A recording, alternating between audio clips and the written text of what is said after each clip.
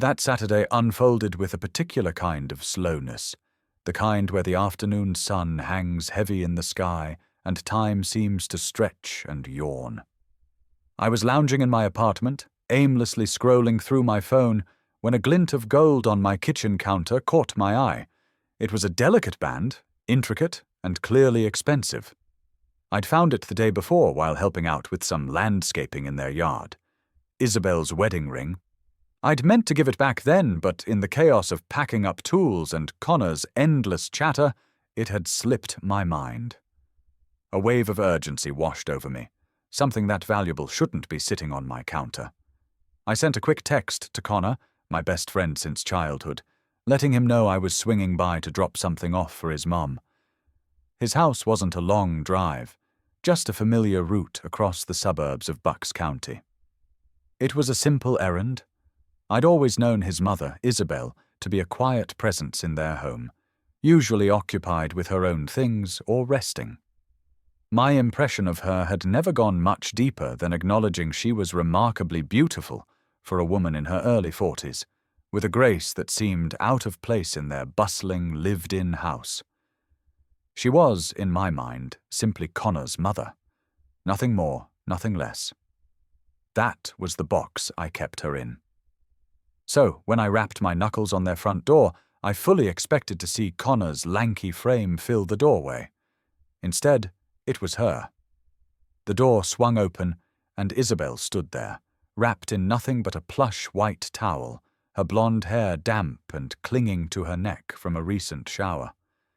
She looked momentarily surprised to see me, but there was no trace of embarrassment in her expression. My eyes darted away instantly, finding a sudden, intense interest in the welcome mat at my feet. The air between us thickened with an unspoken awkwardness. "Hey, Elias," she said, her voice smooth, a small smile playing on her lips. "Connor just stepped out for a bit. What brings you over?" I fumbled for a moment, my words catching in my throat before I held up the small, gleaming object in my palm as if it were a fragile offering. I found this yesterday. I forgot to give it back." Her eyes widened, and a genuine, audible gasp escaped her. She reached out, her fingers brushing against mine as she took the ring. A quiet laugh, full of relief, bubbled up from her. "Oh my goodness, I've been turning the house upside down looking for this," she said, her voice a little shaky. She slid it back onto her finger, a perfect fit. Then she looked at me, her gaze direct and warm. "I can't thank you enough. I owe you a reward. Anything you desire." The words hung in the air, grand and slightly dramatic. I felt a blush creep up my neck. "No, it's nothing really," I stammered. "I'm just glad I found it." She brushed a wet strand of hair from her forehead. "Nonsense, I insist," she said, her tone light but firm. "Just came out of the shower. Do you want to come in for a minute?" I hesitated, a flicker of uncertainty passing through me, but I stepped inside anyway. She wasn't a stranger, of course, but this felt different. I had only ever seen her as a composed, maternal figure. The thought of being drawn to her in any other way had never crossed my mind. We settled in the living room, and she brought me a glass of iced tea. At first our conversation was easy and superficial, but as the minutes ticked by, I sensed her opening up in a way that was entirely new.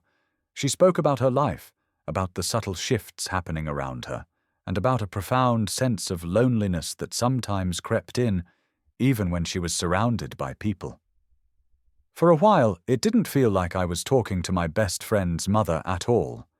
It was just the two of us, sharing a moment of unguarded honesty. The way she looked at me, with an intensity that seemed to search for something in my eyes, suggested she was genuinely interested in what I had to say. It was in that quiet, sunlit room that something inside me began to shift. I started to see her not as a static figure in Connor's life, but as a person with her own history and her own unfulfilled longings. She smiled then, a soft, enigmatic curve of her lips.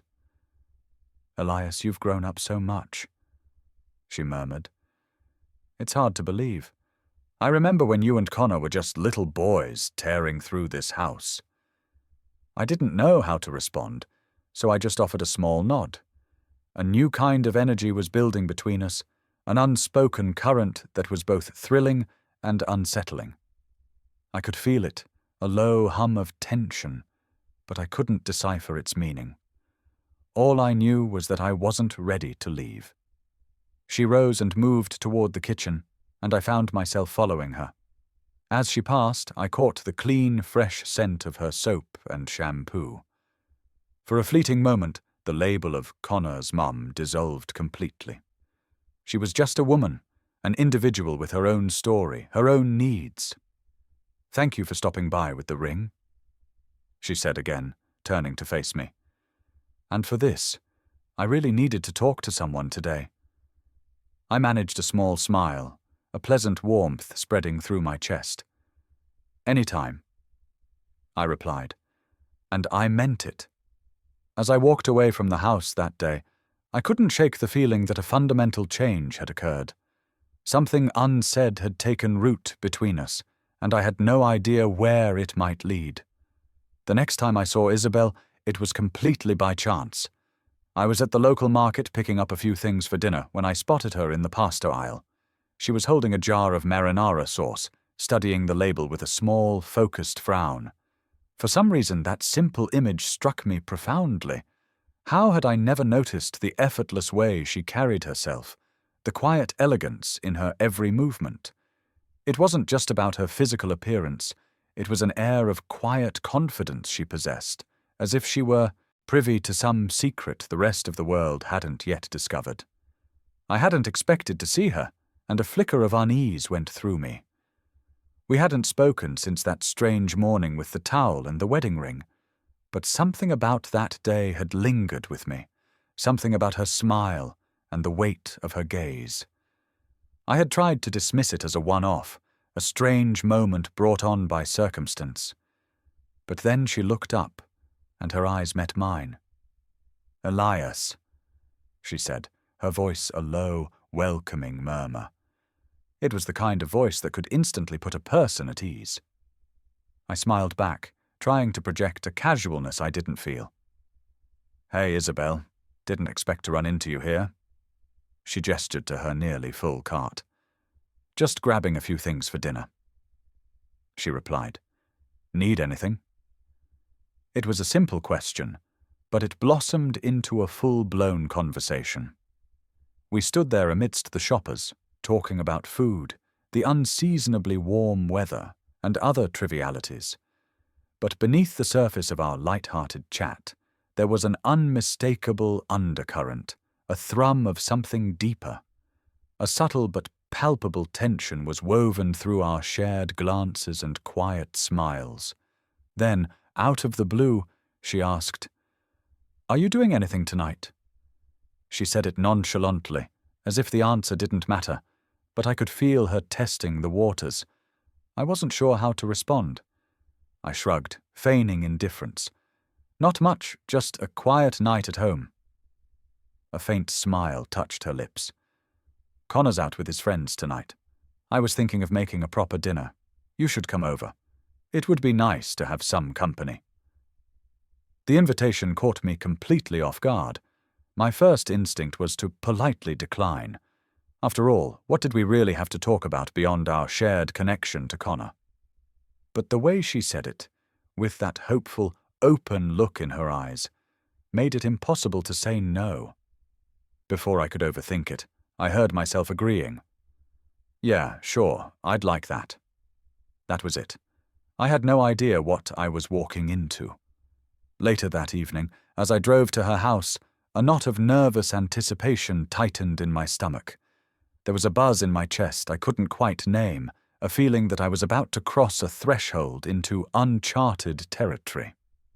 When I arrived, the house felt as warm and familiar as always.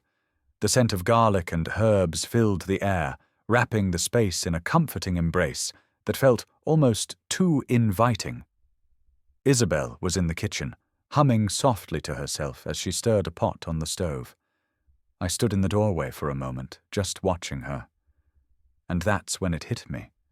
The woman before me didn't feel like the Isabel I thought I knew.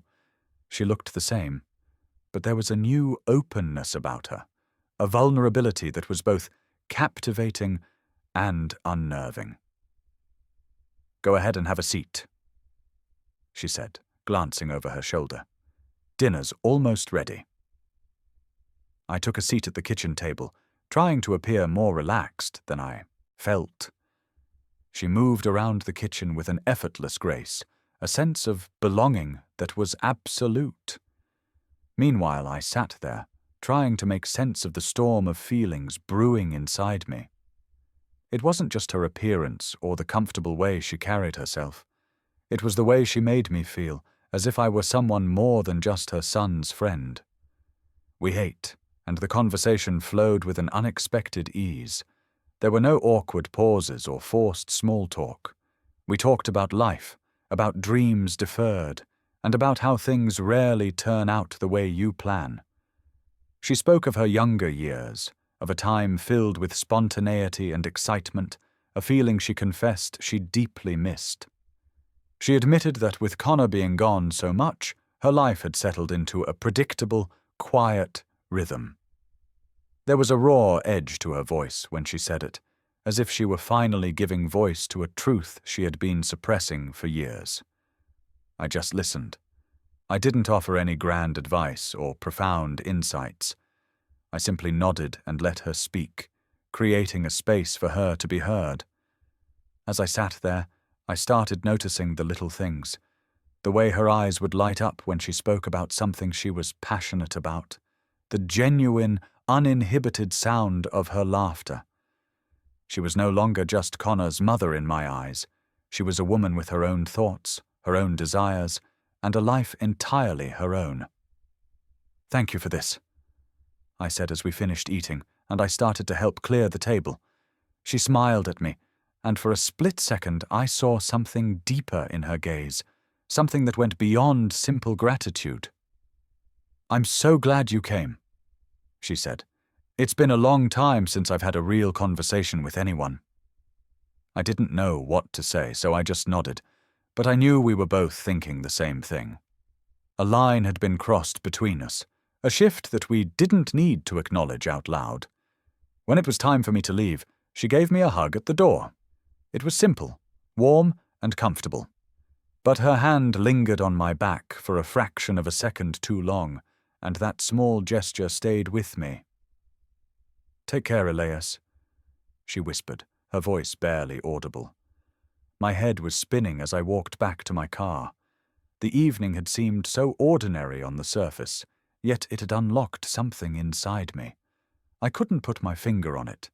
She hadn't done anything overtly suggestive, but the way she had looked at me, the way she had listened, it made me feel like there was something real growing between us, a connection of a different kind.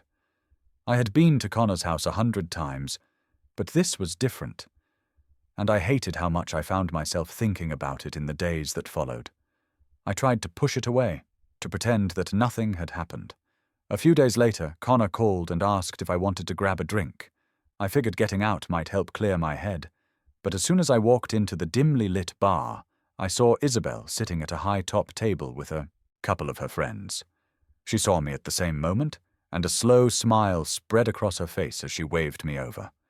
Without thinking, I waved back. Her smile was relaxed, but it held a warmth that hadn't been there before, an unspoken familiarity that made my stomach do a slow, nervous flip. "Hey, Elias," she said as I approached. "I didn't expect to see you out tonight." I shrugged, trying to play it cool. "Just meeting up with Connor. Didn't know you'd be here." She let out a light laugh. "Yeah, just catching up with some old friends. It's been a while since I had a night out." Her eyes held mine for a beat longer than necessary, and just like that, the tension was back. That subtle undercurrent that seemed to hum between us, always present, just beneath the surface. I should have walked away, should have said my hellos and gone to find Connor, but I didn't. Instead, I pulled up a stool and sat down next to her. We talked and we laughed, pretending there was nothing unusual about the situation. Eventually, Connor arrived and joined us. The three of us sat there, talking about college, reminiscing about old times, and laughing about the silly things we used to do. But even with the lively chatter all around us, my mind kept drifting. And every time Isabel's gaze met mine, I felt it again. That shift, that unspoken thing that her laughter or a simple glance could stir within me. It felt like we were sharing a secret that neither of us dared to name. At one point, Connor got up to grab another round of drinks, leaving the two of us alone at the table. I hadn't planned on saying anything, but the words tumbled out before I could stop them. "So, Isabel, how have you really been?" She paused, her smile fading slightly, and for a moment I saw something raw and unguarded in her eyes. "I'm okay," she said, her voice quiet. "Just feeling a little lonely lately." Her honesty caught me off guard. It was as if she had peeled back another layer, revealing a person I hadn't expected to find, someone who was so much more than just Connor's mother. "Yeah," I replied, nodding slowly. "I get that. It's not always easy." She gave a small nod in return, and we sat in silence for a few moments. It wasn't awkward. It was comfortable, serene even. I wanted to say more, to offer some kind of comfort, to lighten the burden I could sense she was carrying, but the words wouldn't come, so I just looked at her, wondering if her confession was just that, or if she was hinting at something more. Connor returned with our drinks, and the moment passed. But something inside me had been moved. My perception of Isabel had fundamentally changed that night. She was no longer just a friend's parent. There was a different kind of light around her now, a dangerous and alluring one.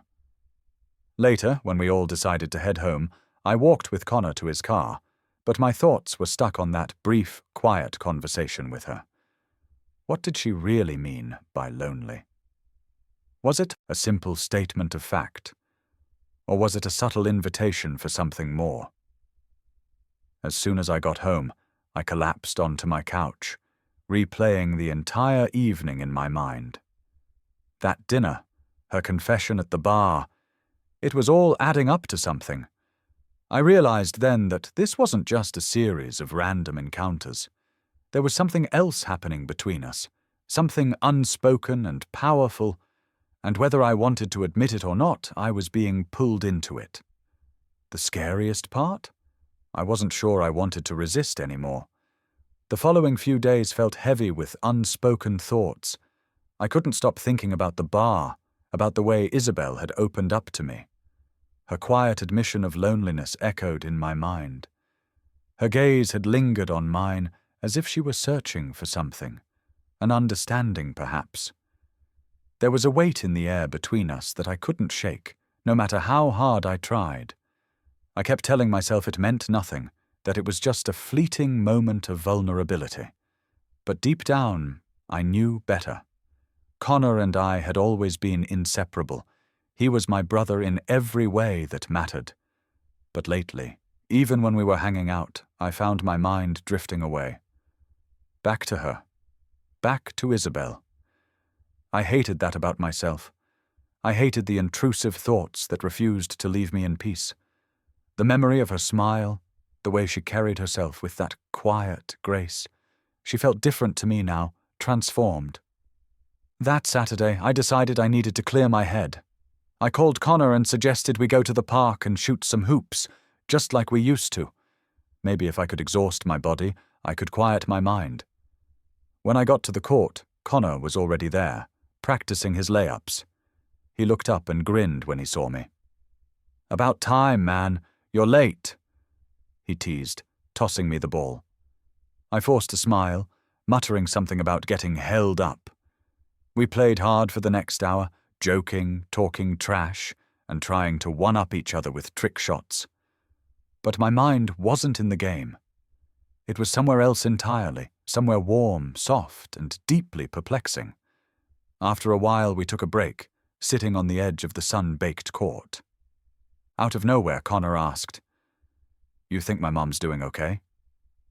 He wiped the sweat from his forehead with the back of his arm and looked over at me. The question threw me. "What do you mean?" I asked, trying to keep my voice steady. "She's just been distant lately," he said, his gaze fixed on the pavement. "Not her usual self. I don't know if she's stressed out or what, but something feels off. I think she's going through something." His words hit me harder than I expected.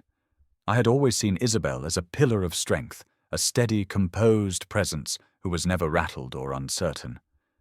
But maybe I had been wrong.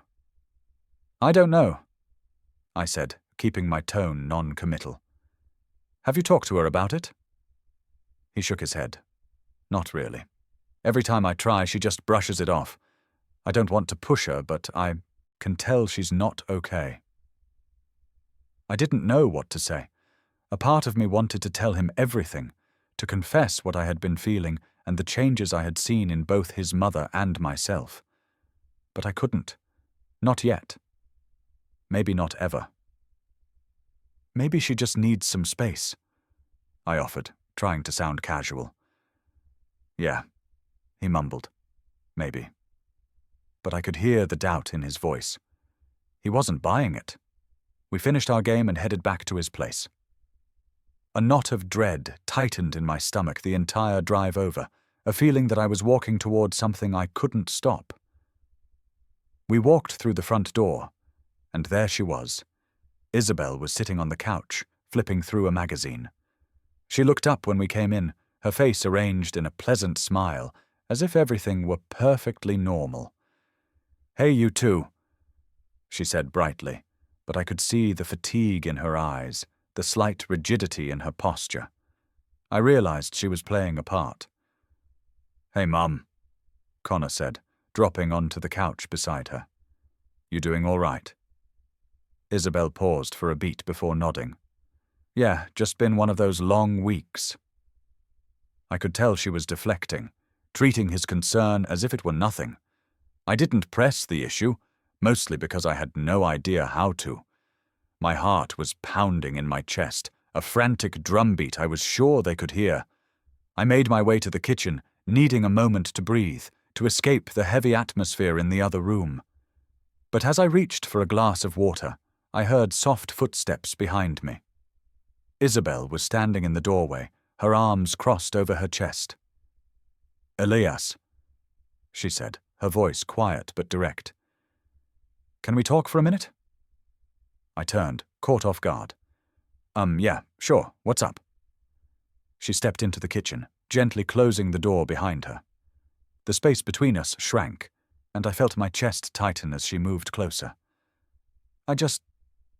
I wanted to thank you for the other night," she said, her eyes not quite meeting mine. "It meant a lot to me." I swallowed hard, her words landing with more force than I anticipated. "Of course," I replied. "You know I'm here if you ever need to talk." She nodded slowly, and for a moment neither of us spoke. We stood in a dense, heavy silence that buzzed with everything we weren't saying.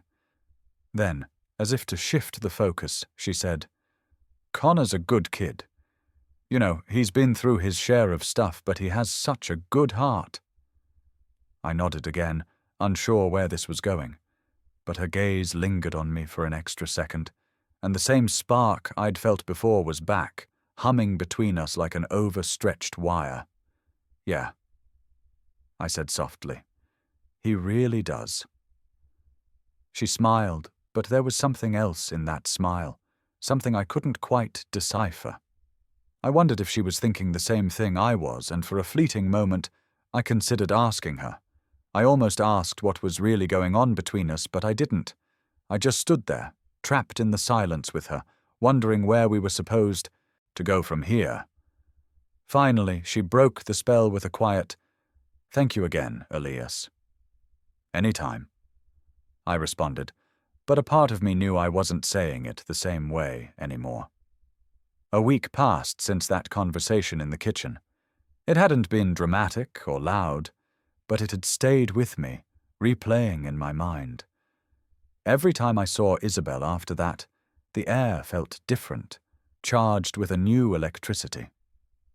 I couldn't tell if she felt it too, or if I was just projecting my own feelings onto our interactions. Either way, the dynamic between us had irrevocably shifted, and I couldn't shake it.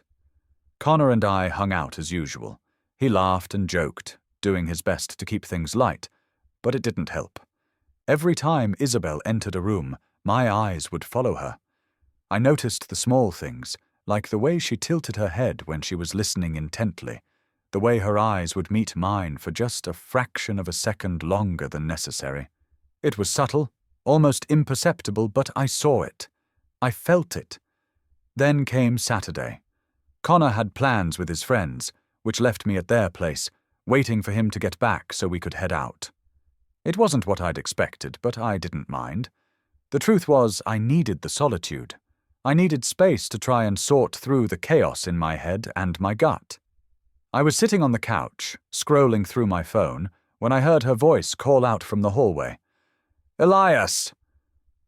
I looked up, startled, to see her standing there, her expression unreadable. "Hey," I said, trying to sound casual, but my heart was already hammering against my ribs. She walked into the room, hesitated for a moment, and then asked, "Can we talk?" That simple question made my stomach clench. "Yeah, of course," I said, setting my phone aside. She came over and sat on the couch next to me. We weren't touching, but the space between us felt infinitesimally small. The air grew heavier.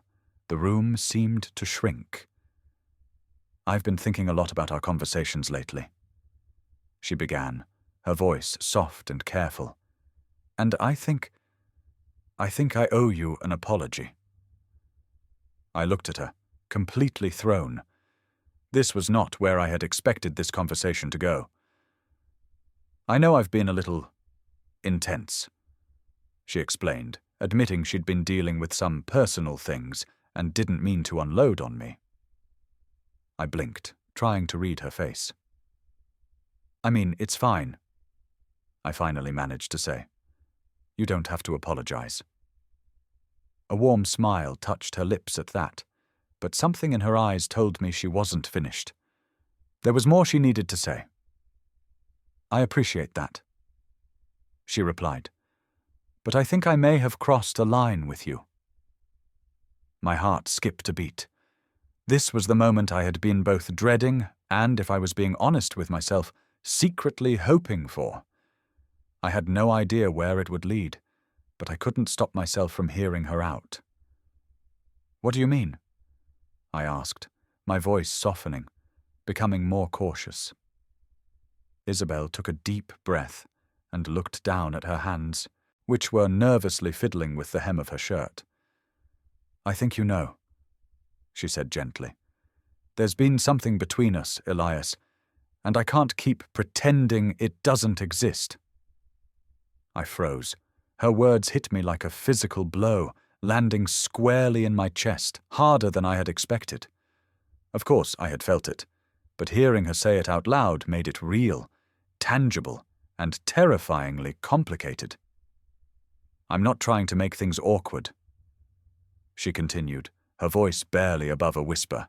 I'm not sure how to handle this, but I can't keep pretending nothing is happening." I stared at her, my mind racing in a dozen different directions. Every rational part of me was screaming that this was wrong, that I should get up and walk out the door. And yet, I stayed. "I don't want it to be weird either," I said, my voice strained as I tried to keep the situation from spiraling. "But I don't know what you want me to say." She met my gaze then, her eyes direct and unwavering. We sat in silence for a long moment, a silence that was thick and heavy with everything we couldn't say. Then she reached out. Her hand brushed against mine, a touch so light it was barely there, but it sent a jolt of electricity through me. My breath hitched in my throat, and for a few seconds I couldn't move. "This isn't just about the ring, Elias," she whispered, her eyes locked on mine. "I'm not sure what this is, but I can't ignore it anymore, and I don't want to." A tidal wave of emotions washed over me all at once: guilt, curiosity, desire, and fear. I was acutely aware of the risks.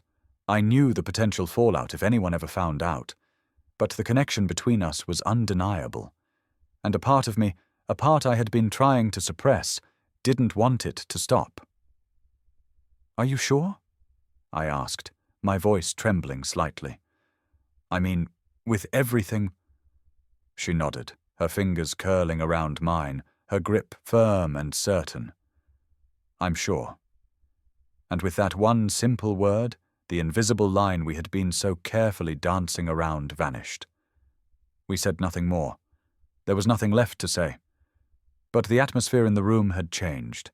We had both felt the shift, the immense weight of what we had just acknowledged. It's been a year since that night, a full year of navigating a secret that belonged only to us. A year of balancing the ordinary, everyday world with the quiet, stolen moments we carved out for ourselves. In some ways, it feels like we've lived an entire lifetime in that hidden space. We didn't talk much about the use of it all. What had begun that day she answered the door in a towel, a spark ignited by a lost ring and a vulnerable conversation hadn't faded. It had simply woven itself into the fabric of our lives. It felt strangely natural, but it was also fragile, something we held close and protected fiercely. We had agreed on one thing from the very beginning: our happiness mattered. And that happiness was built on a foundation of trust, a unique kind of trust that allowed us to be completely open with each other while remaining completely hidden from the outside world. We had built our own little sanctuary, our own private reality. But the guilt never fully disappeared. Every time I saw Connor, a familiar pang would hit the back of my mind. Not because I thought he deserved to know. The truth would only cause pain, but because carrying a secret of this magnitude always leaves a mark. Still, I never once second-guessed the choice we made. It was a choice we both made, together. And no matter how complicated or messy things got, being with her always felt right. Isabel and I saw each other whenever we could, which wasn't often. We never pushed the boundaries. We kept everything discreet, quiet, and out of sight. The hardest part was the performance. Connor would be home, smiling and oblivious, and we would have to act like we were nothing more than his mother and his best friend. We kept our distance, our hands to ourselves. But those small, stolen moments, a quick, meaningful glance across the room, a subtle smile that was just for me, a fleeting touch of hands when no one was looking, they became our language. They were the threads that held us together.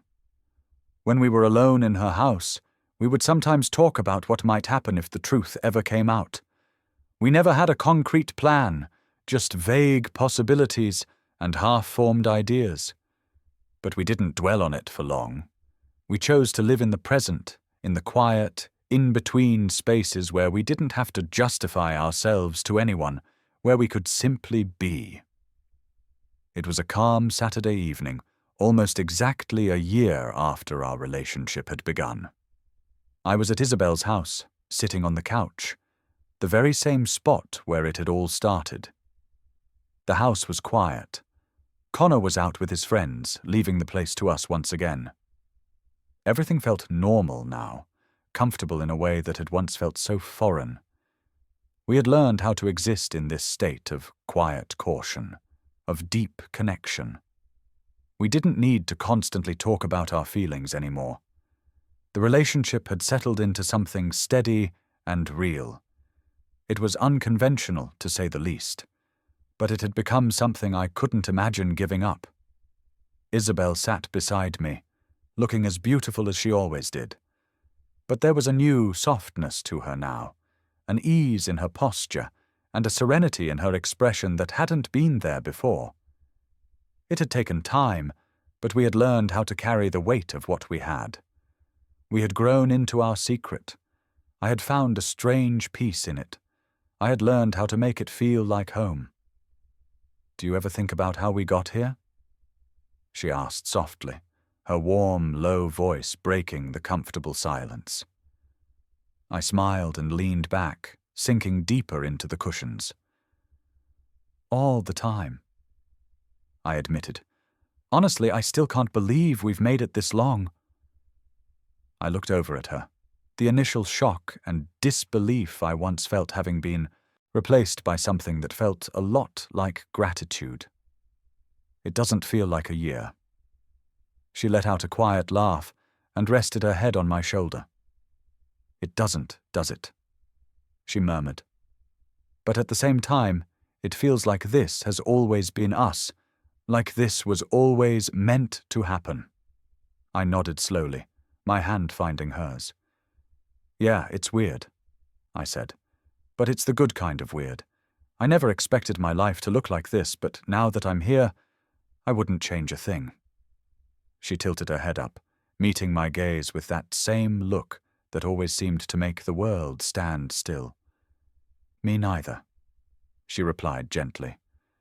"Considering the circumstances, I think we've done pretty well for ourselves. I'm glad we kept it between us." Her voice was firm, certain. "It's ours. It's just ours." And she was right. That was the most important part. It wasn't about anyone else. This was something we had built. Quietly, carefully, together. "I'm happy," I said softly, giving her hand a gentle squeeze. "We're happy. That's what matters." We didn't talk much after that. We didn't have to. We just sat there, side by side, wrapped in a silence that didn't need filling. The only sound was the faint ticking of the clock on the wall, marking the passage of time. A year had passed, a whole year of hiding in plain sight, and somehow we had made it work. We had kept the secret. We had protected what we had. And through it all, we had held on to the one thing that mattered most: each other. As the evening wore on and the sky outside deepened to a dark velvet, one thought became crystal clear in my mind. This was how I wanted things to stay. It wasn't perfect. It was messy and